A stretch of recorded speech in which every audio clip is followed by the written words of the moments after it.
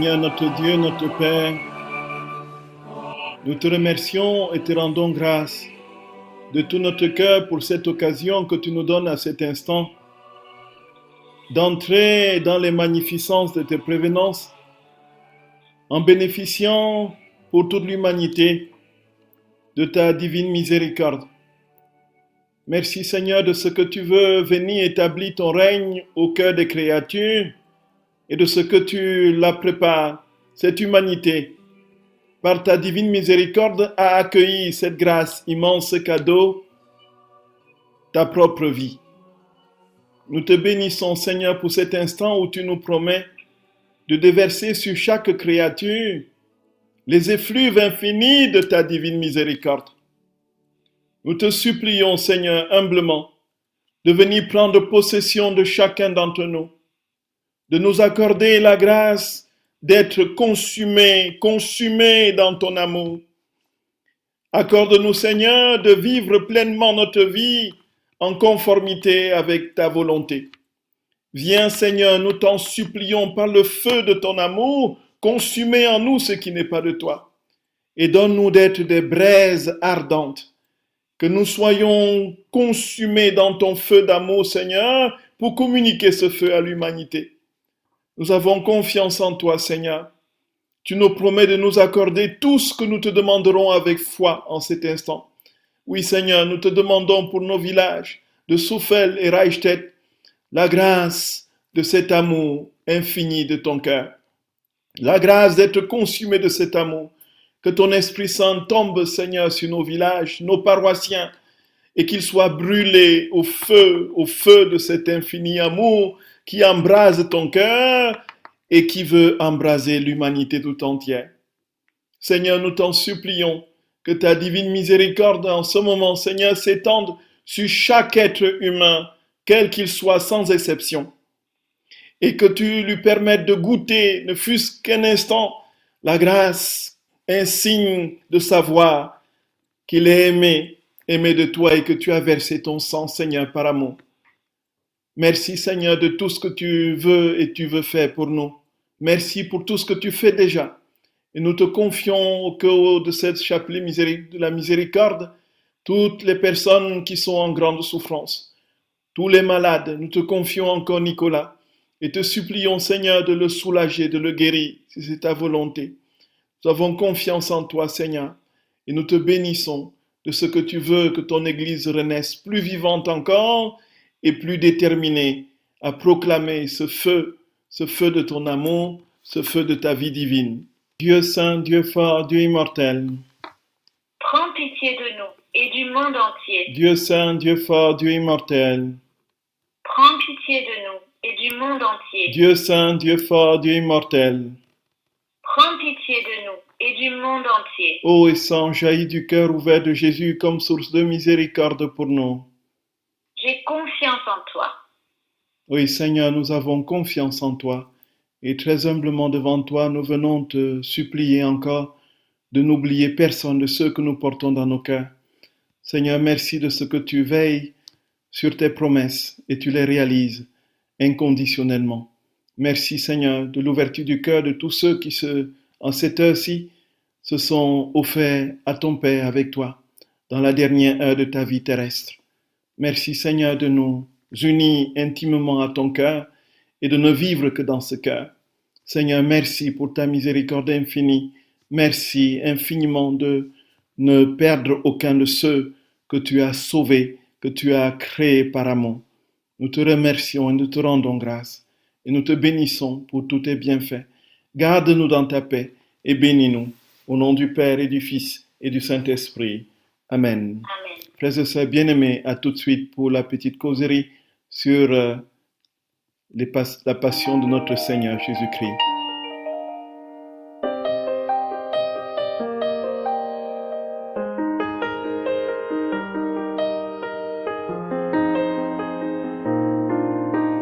Jésus, me voici devant toi,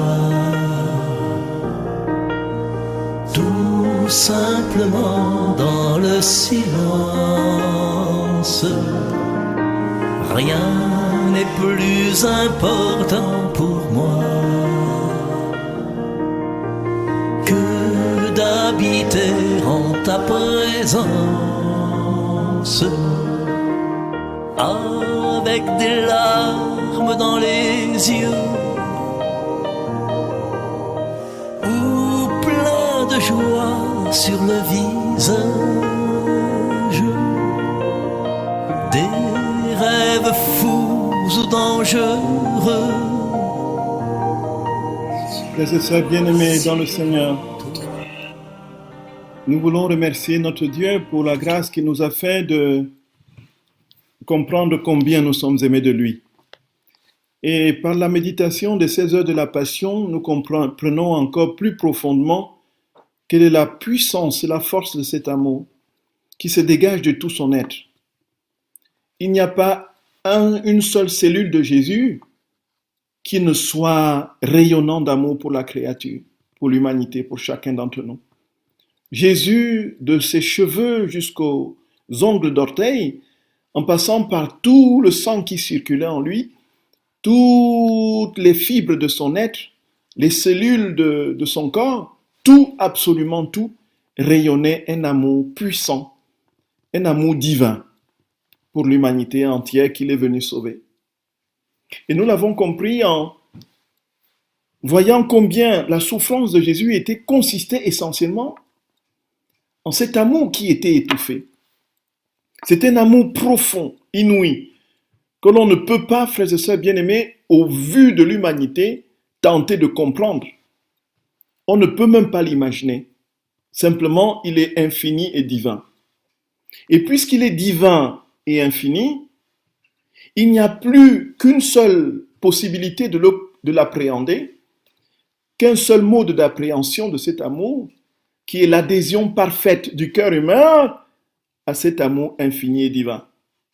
Ce que Dieu demande à la créature, c'est de se donner, de se fondre, de se dissoudre, de disparaître dans cet amour infini de Dieu. C'est ce qui, frères et sœurs bien-aimés, fait le fondement de la vie chrétienne et de la vie dans la divine volonté. Très souvent, on a pris la divine volonté comme un slogan, comme une formule magique. Quelque chose que l'on dit le matin, que l'on dit une fois que l'on veut poser l'acte, et voilà que les choses se mettent en place. C'est Dieu qui fait les choses en nous. Mais c'est un leurre. C'est une véritable tromperie. Nous nous trompons nous-mêmes. Tant que notre cœur n'est pas encore suffisamment dégagé pour accueillir la plénitude de l'amour de Dieu, pour aimer et désirer cet amour de manière ardente et brûlante, les formules que nous réciterons passeront comme, n'est-ce pas, de l'eau sur la plume de canard. Sans plus, sans plus. Divine volonté vient prier en moi divine. Et puis la preuve, c'est qu'on ne voit pas de différence fondamentale au cœur de notre vie. On ne voit pas de changement réel au cœur de notre vie. On continue dans les mêmes rancunes, on continue dans les mêmes médisances, les mêmes calomnies, on continue dans les mêmes jalousies, on continue ainsi de suite. Pourtant, on récite les formules à longueur de journée. La vie dans la divine volonté est bien plus qu'une formule. C'est la vie même de Dieu qui se communique à l'âme, la substance de la vie divine qui vient épouser la substance de l'âme humaine et la fait disparaître en elle. D'où l'importance, frères et sœurs bien-aimés, de dégager notre cœur. C'est pourquoi chaque fois nous prenons le temps de prier pour que le Seigneur libère nos cœurs pour pouvoir accueillir cet infini cadeau de sa vie divine. Frères et sœurs bien-aimés, nous allons continuer avec la 6e heure de la Passion de notre très saint Seigneur, au moment où Louisa l'aperçoit dans les douleurs de l'épaule. Hier, nous avons parlé des douleurs de la bouche, du cou, ainsi de suite. On a dit que pour ce qui est de la bouche, Jésus souffrait des blasphèmes, des pensées d'ivresse, des nausées de l'ivresse et de la gourmandise, des conversations obscènes, des prières mal faites, des enseignements pernicieux, tout le mal que l'homme commet par sa langue. Et au niveau du cou, il était souffrant du fait des attachements des hommes, des créatures, à des réalités coupables. Il souffrait des attachements coupables. Et puis, frères et sœurs, au niveau des épaules, c'est ce que nous allons voir, Jésus porte une lourde croix. Qu'est-ce qu'il porte au niveau des épaules, frères et sœurs? Ce qu'il donne à contempler à sa servante, c'est que il porte les scandales infinis, multipliés des créatures qui pèsent lourd, qui éloignent les âmes. Et ceci, frères et sœurs, ça nous ramène toujours à quelque chose que nous portons douloureusement dans l'Église, le scandale des prêtres, le scandale des hommes d'Église. Combien n'avons-nous pas éloigné, nous prêtres, de la voix de Dieu? Combien n'avons-nous pas fait perdre la foi à des centaines, une multitude de chrétiens qui, par nos mauvais exemples à nous, se sont éloignés de Dieu? Et les exemples mauvais des créatures, de ceux qui sont censés en plus porter son nom et donner l'exemple, pèsent lourd sur l'épaule de Jésus. Et Jésus, frères et sœurs, est en souffrance de ce qu'il attend, qui est des âmes qui l'aident à porter, à réparer. Et comment pouvons-nous l'aider dans ces conditions? Comme nous avons eu l'occasion de le dire, il n'y a rien d'humain venant de la créature qui soit capable de l'assouvir. Puisqu'il est Dieu, il n'y a que du divin pour le combler. Et puisque l'homme est incapable de produire des actes divins par lui-même, il faut que Dieu lui-même vienne, et c'est ça la vie dans la divine volonté, prendre possession entièrement de tout son être pour pouvoir produire ces actes divins dont il est incapable. Et alors, tout ce qu'on offre pour la réparation des souffrances de Jésus, ce ne sera jamais de l'humain. Ce sera toujours une donnée du ciel, une réalité céleste que l'on applique à cette souffrance, que l'on offre. Je t'offre le corps, le sang, l'âme et la divinité de ton Fils bien-aimé, notre Seigneur Jésus-Christ, en réparation de nos péchés et de ceux du monde entier. Nous le disons dans le chapitre de la miséricorde divine. Jésus attend une consolation à l'image. La seule réalité qui peut le consoler, c'est ce qui vient de sa propre sphère divine. Soit Dieu son Père, soit la très sainte Vierge Marie, soit les saints ou les anges, ainsi de suite. La créature n'a qu'une seule chose à faire, offrir les réalités célestes pour que le cœur de notre Seigneur ou la douleur de notre Seigneur, sur le point pour lequel nous prions, soit consolé, soit soulagé. Et frères et sœurs bien-aimés, pour aider Jésus à porter les douleurs de l'épaule, des scandales, où il est prostré, nous avons simplement, selon ce que Luisa nous explique, à offrir les exemples des saints du Seigneur. Les exemples de la très sainte Vierge Marie, notre très sainte mère, et sa mère. Et puis, de plonger dans le cœur de Jésus toutes les âmes dans la prière d'intercession qui ont été scandalisées et qui se sont éloignées de Dieu à cause des scandales de ceux qui sont censés communiquer la vie divine. Et Jésus, frères et sœurs bien-aimés, attend là quelque chose simplement d'inouï. Que nous aussi, nous fassions partie de ce cortège de saints. Que nous fassions partie de ce cortège de saints qui soulage sa souffrance. Que nos bons exemples, notre témoignage de vie chrétien, empreint d'humilité, d'amour et de douceur à l'image de son cœur sacré, console son cœur meurtri par les scandales des créatures. C'est cela, frères et sœurs bien-aimés, c'est cela, c'est cela. Et Jésus ensuite, frères et sœurs, souffre au niveau de la poitrine.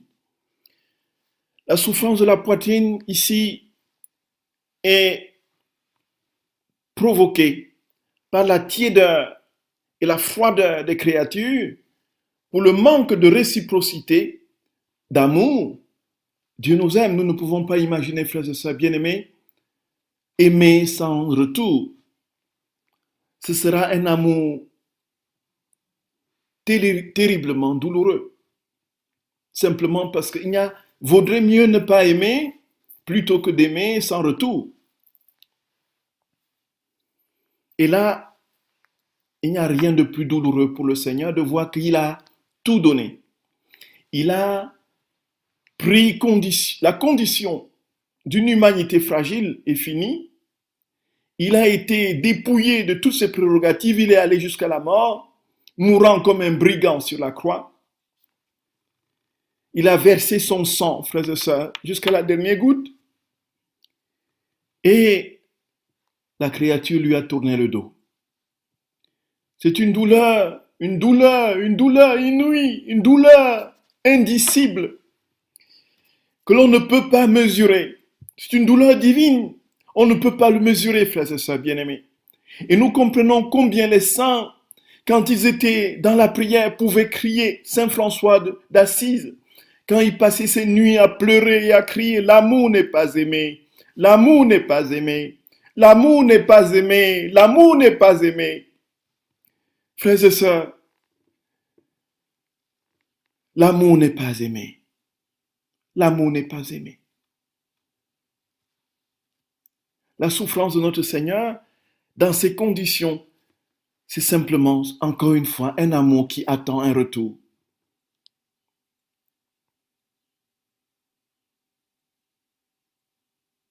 L'amour n'est pas aimé. L'amour n'est pas aimé. Aimons le Seigneur, frères et sœurs bien-aimés. Aimons-le, aimons-le.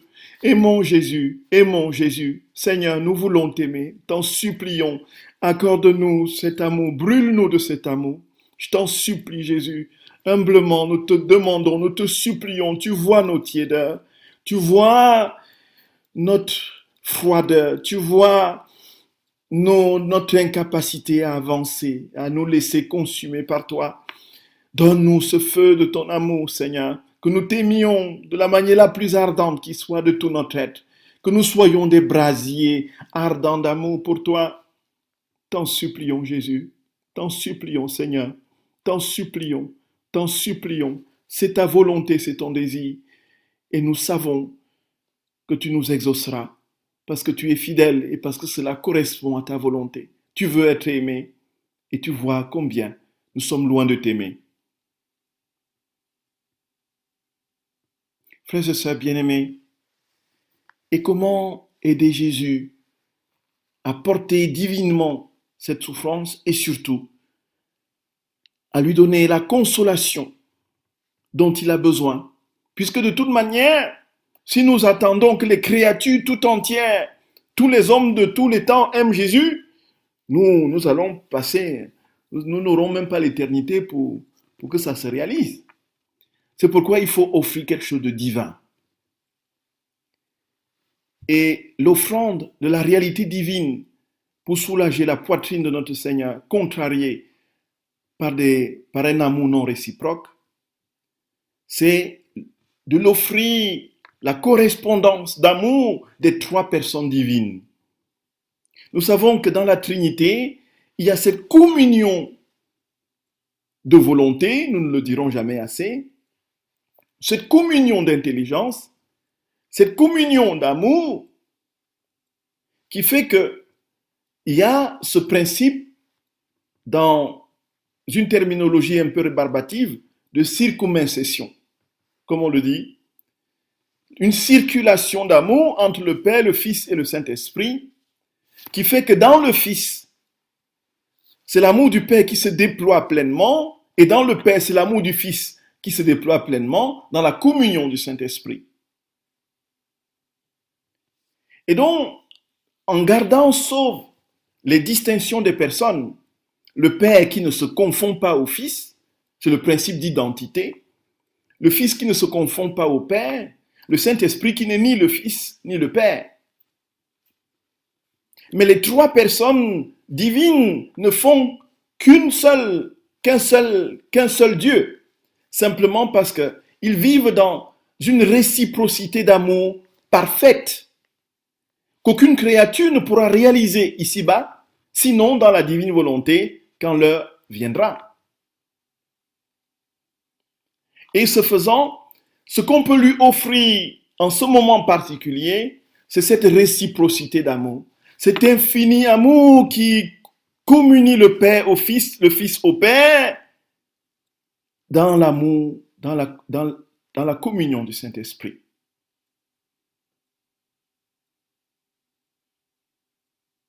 Et aussi, frères et sœurs, un autre élément, nous prions souvent au nom, par les mérites de la passion de notre très saint Seigneur, de ses saintes plaies, ainsi de suite. Nous voyons que Jésus n'a fait sortir de son cœur que l'amour, la majesté. Nous avons eu l'occasion de le dire, tout l'être de Jésus n'était qu'amour.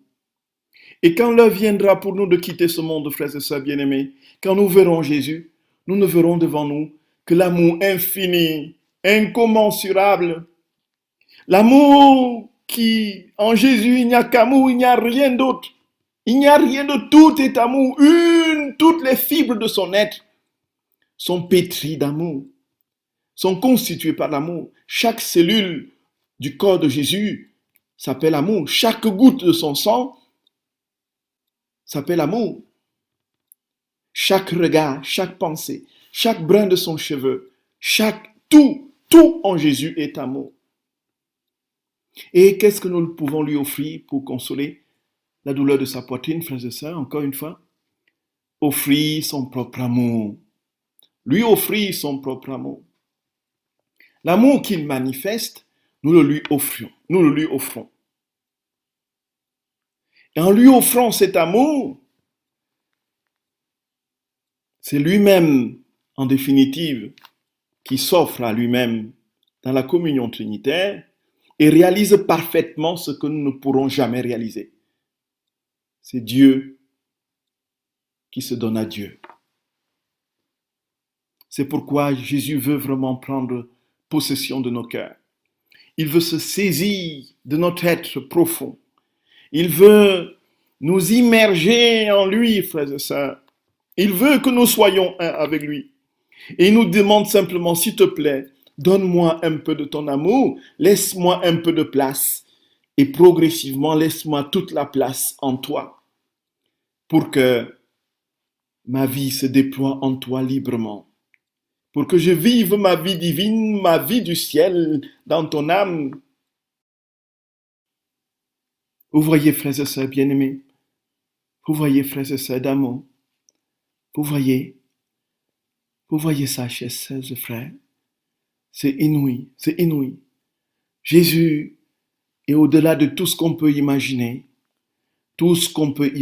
frères et sœurs. Le jugement de Dieu, c'est l'amour. Le jugement de Dieu consiste à séparer l'homme de ce qui l'empêche d'aimer, d'être amour. Bref, d'accueillir l'amour qui est Dieu. Voilà le jugement de Dieu. C'est pourquoi la lumière brille dans les ténèbres.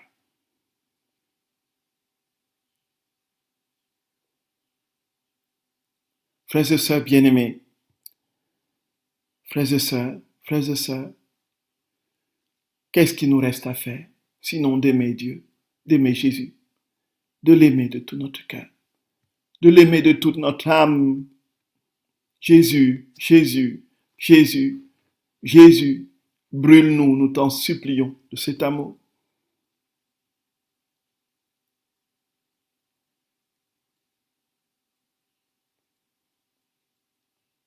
Et offrir notre petit amour en union avec l'amour divin qui réparera les faux amours des créatures de tous les temps. Oui, Jésus, nous t'en supplions, Seigneur. Notre pauvreté est grande et tu les connais. Tu connais jusqu'où nous sommes capables de te trahir, de te chanter aujourd'hui, de te louer aujourd'hui et demain de te tourner le dos. Tu vois notre inconstance. Tu vois combien nous sommes incapables de nous stabiliser dans cet amour infini que tu nous témoignes au quotidien. Nous te prions, Seigneur notre Dieu, accorde-nous ta grâce, que nous soyons constants dans l'amour. Nous te supplions humblement à genoux, Seigneur. Donne-nous ce feu de ton amour qui t'a consumé tout entier jusqu'à te porter sur la croix, où tu as offert le dernier souffle à ton Père en offrant l'humanité tout entière à lui par amour. Seigneur, nous t'en supplions, augmente notre foi, augmente notre amour et donne-nous de vivre pleinement ta vie dès ici-bas. Accorde-nous ce cadeau divin de ta vie divine. Accorde-nous ce cadeau au-delà de tout. Ô Jésus, nous t'en supplions. Nous t'aimons, Seigneur. Nous t'aimons et nous voulons te le dire et te le répéter. Nous ne sommes rien sans toi. S'il te plaît, Jésus, accorde-nous ta grâce. C'est ta grâce, Seigneur, qui nous fera t'aimer en vérité. C'est toi qui nous t'aimeras en nous. Nous te supplions, Jésus. Nous te supplions, viens à notre secours, écoute notre prière, exauce-nous, donne-nous de goûter déjà un peu de ton ciel. Nous t'aimons, Seigneur, nous avons confiance en toi. Sois béni, Jésus d'amour, sois béni, sois béni, sois béni éternellement. Frères et sœurs bien-aimés, à tout de suite pour le chapelet, le mystère joyeux du Saint-Rosaire. Que Dieu vous garde, frères et sœurs bien-aimés, que Dieu vous garde.